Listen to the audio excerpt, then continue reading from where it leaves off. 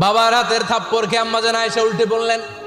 সাইয়েদনা আবু বকর রাগে গড়গড় করছেন, আবার মারার জন্য তেড়ে গেলেন। এবার বাঁচার জন্য আম্মা জান আয়েশা বিশ্বনবীর পিছনে যে আশ্রয় নিলেন, বিশ্বনবী বাঁচানোর জন্য দুই হাত মেলে দাঁড়িয়ে গেলেন। পড়েন সুবহানাল্লাহ। বিশ্বনবী যখন দুই হাত মেলে দাঁড়িয়ে গেলেন, সাইয়েদনা আবু বকর রাদিয়াল্লাহু আনহু থেমে গেলেন।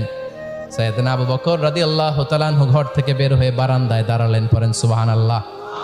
এবার বিশ্বনবী আম্মা জান আয়েশার কাছে যেয়ে বলেন, ইয়া আয়েশা কাইফা রাআইতিনি আনকাসতুকি মিনার রাজুল, দেখছো কেমনে বাঁচাইলাম? আমি না থাকলে ভর্তা বানাই ফেলতো আজকে। আমি বাঁচাইছি তোমারে, আমি আমার লগে ঝগড়া করো তুমি। লজ্জায় পড়ে আম্মা জান আয়েশা খিলখিল করে হেসে দিলেন, বিশ্বনবীও হেসে দিলেন।